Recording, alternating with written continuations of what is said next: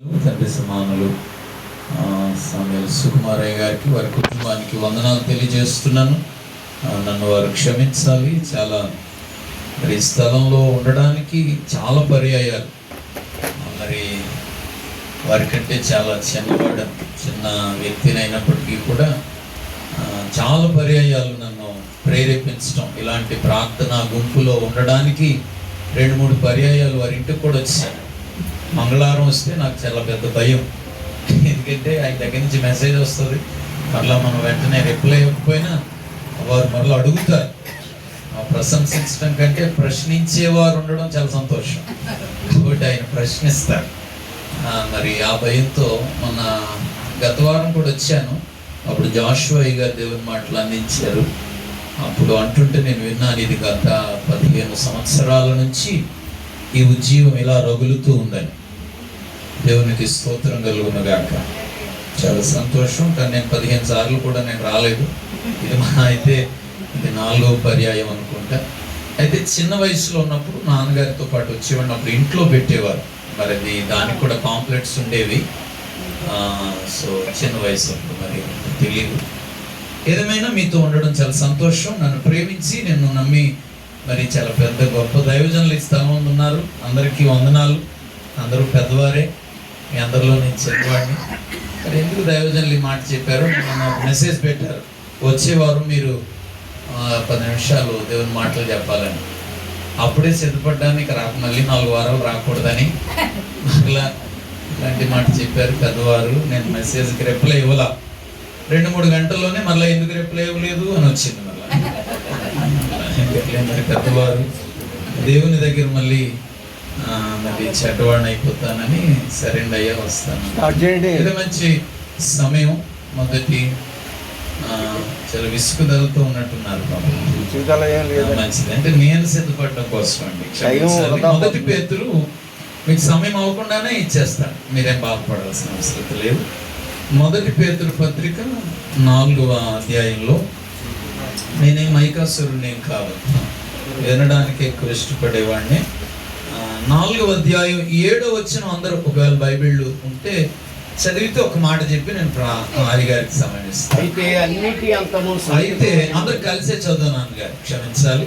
అయితే అన్నింటి అంతము సమీపమై ఉన్నది కాగా మీరు స్వస్థ బుద్ధి గలవారై ప్రార్థనలు చేయుటకు మెలకువగా ఉండండి.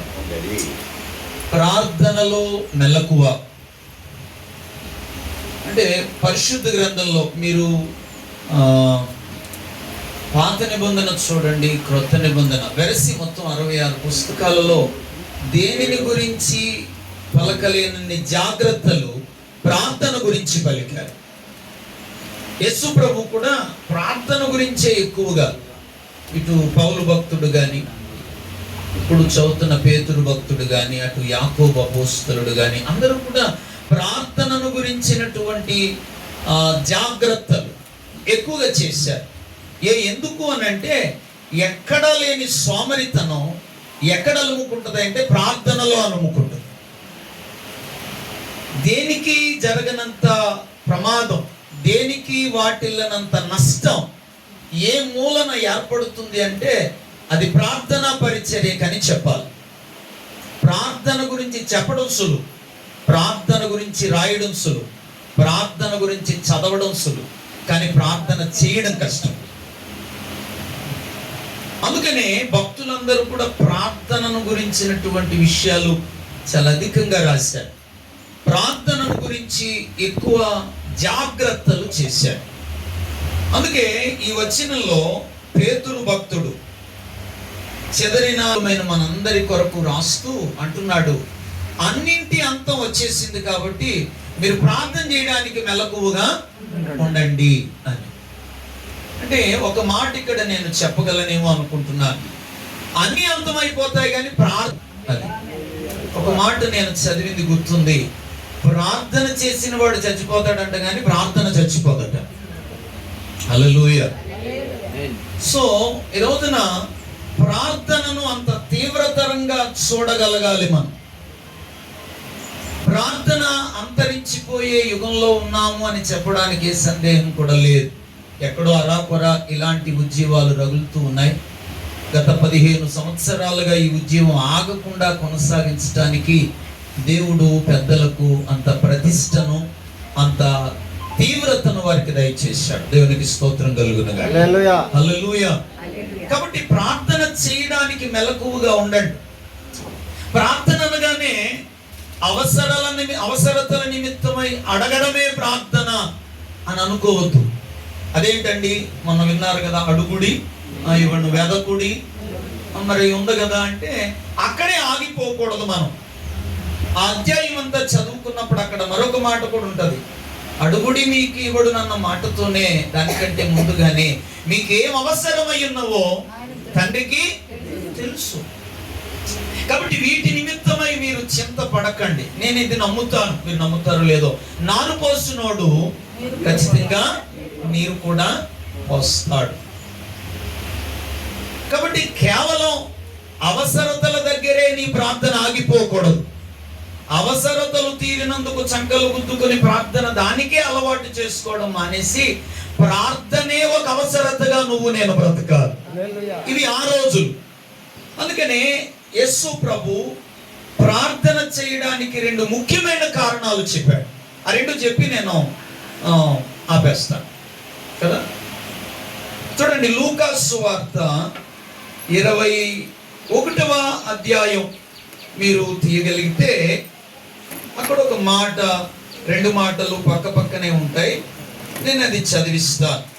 21 లూకా 36 చదివినట్లయితే, కాబట్టి మీరు జరగబోవు వీటినెల్లను తప్పించుకొని మనుష్య కుమారుని ఎదుట నిలవబడుటకు శక్తి గలవారగునట్లు ఎల్లప్పుడూ ప్రార్థన చేయండి. అవసరతల కొరకు అప్పుడప్పుడు ప్రార్థన చేయండి, వీటి కొరకు ఎప్పుడు ప్రార్థన చేయండి.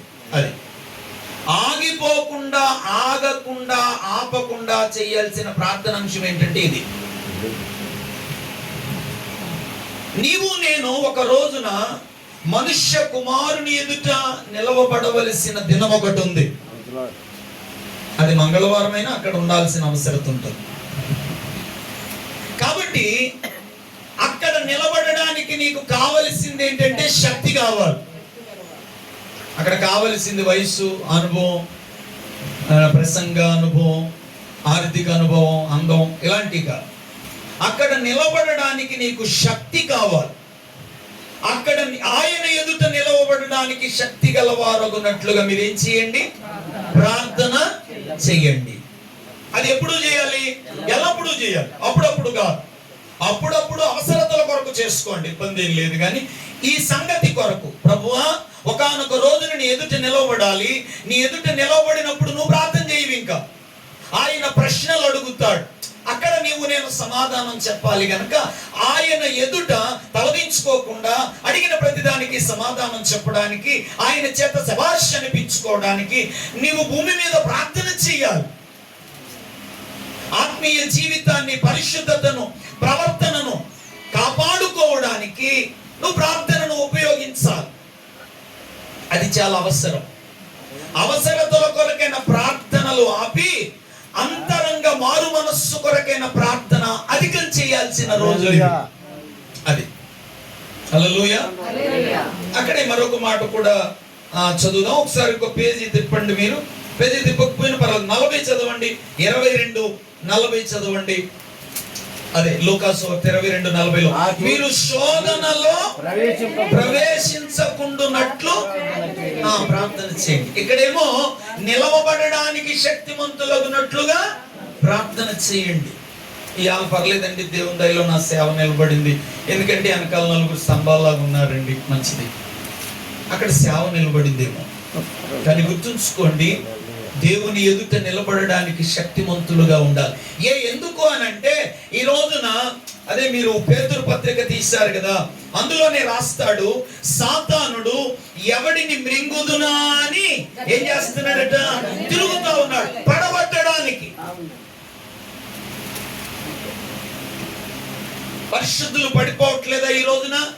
ప్రార్థనా బలిపీఠాలు పడిపోవట్లేదా ఈ రోజున? ప్రవర్తన జీవితం పడిపోవట్లేదా ఈ రోజున? బయట వారిని వదిలేయండి, అన్యజనుల మీద పడి ఆడవలసినంత అవసరత వచ్చింది. సేవకులంగా ఇక్కడున్నాం, విశ్వాసులంగా ఇక్కడున్నాం, అనుభవం కలిగిన పెద్దలుగా ఇక్కడున్నాం. మన ఆత్మీయ జీవితాలు సంపూర్ణంగానే ఉన్నాయా? అన్నింటిలోనూ దేవుని చేత సబాష్ అనిపించుకునేలాగా బ్రతుకుతున్నామా? పడిపోయాం కదా, ఎక్కడో ఎప్పుడో ఏ రాత్రో ఏ మూలనో సాతానికి దొరికిపోయాం కదా. అందుకని ఆ విషయంలో ప్రభువా మరలా నన్ను నిలబెట్టు అనడానికి నువ్వు ప్రార్థన చేయాల్సిన అవసరత నీ మీద ఉంది. హల్లెలూయా. అవసరతల కొరకు మనం ప్రార్థన చేయాలి. అడుగుడి మీకు ఇవ్వబడును, వెదకుడి మీకు దొరుకును, తట్టుడి మీకు తీయబడును, అది మంచిది. కానీ అక్కడతోనే ఆగిపోవద్దు. అంతరంగ మారు మనస్సు కొరకు ప్రార్థన చేయండి. ఒక రోజు రాబోతా ఉంది, ఆ రోజున ఆయన ఎదుట నిలబడాలి గనుక ఆ నిలబడడానికి అక్కడ వణికిపోకుండా. ఈ రోజున పెద్ద అయ్యగారిని చూసాక నాకు వాకింగ్ చెప్పడానికి నాకు కొంచెం వణుకొచ్చింది. ముందు ఇప్పుడు వచ్చింది కానీ బలం ముందు వచ్చింది. ఆ బలం రావడానికి అంతసేపు మాట్లాడితే అయ్యగారి కోపం వచ్చింది. హల్లెలూయా, దేవునికి స్తోత్రం కలుగును గాక.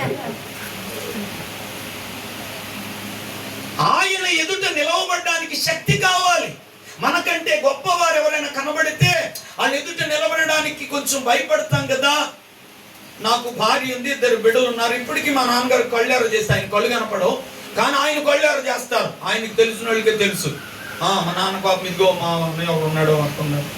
ఆయన కళ్ళారు చేస్తే ఆయనకి కనబడకపోయినా నాకు భయం వేస్తుంది. భార్య ఉన్నా, పిల్లలు ఉన్నారు. ఒక తండ్రి దగ్గర నిలబడడానికి నాకు ఒక్కొక్కప్పుడు బలం సాలకపోతే ఆయన ఎదుట నిలబడడానికి నాకు బలం అవసరం కదా. ఆ బలం ప్రార్థనలో దాగి ఉంది. కాబట్టి నా మాటలు ముగించే ముందు ఒక మాట చెప్పి నేను ప్రార్థన చేయడానికి దైవజనులకు ఇవ్వడానికి ఇష్టపడుతూ ఉన్నాను. అన్నింటికి అంతం సమీపించింది గనక మీరు ప్రార్థనలు చేయడానికి ఎలా ఉండండి? మెలకువగా ఉండండి. మెలకువగా ఉండండి అంటే నిద్రపోకుండా కాదు, కానీ మీ ప్రార్థనా జీవితాలు సరిగా, అందుకే ప్రభు ప్రార్థన కూడా నేర్పించాడు కదా, ఆ ప్రార్థన నమూనాని మీరు ఫాలో అవ్వండి. 2 విషయాలు, ఆయన ఎదుట నిలబడాలి, రెండవది శోధనలో ప్రవేశించకుండా. సాతానుడు తిరుగుతున్నాడు. కుటుంబ ప్రార్థనా జీవితాలు పడిపోయాయి, వ్యక్తిగత ప్రార్థనా జీవితాలు పడిపోయాయి. నలుగురిలో పాడడం సులువంట, నీటిలో దున్నడం. ఇక్కడ ప్రార్థన చేయాలంటే మన ప్రార్థన పుట్టుక వ్యక్తిగతంగా ఒంటరి జీవితంలో ప్రారంభం కావాలి.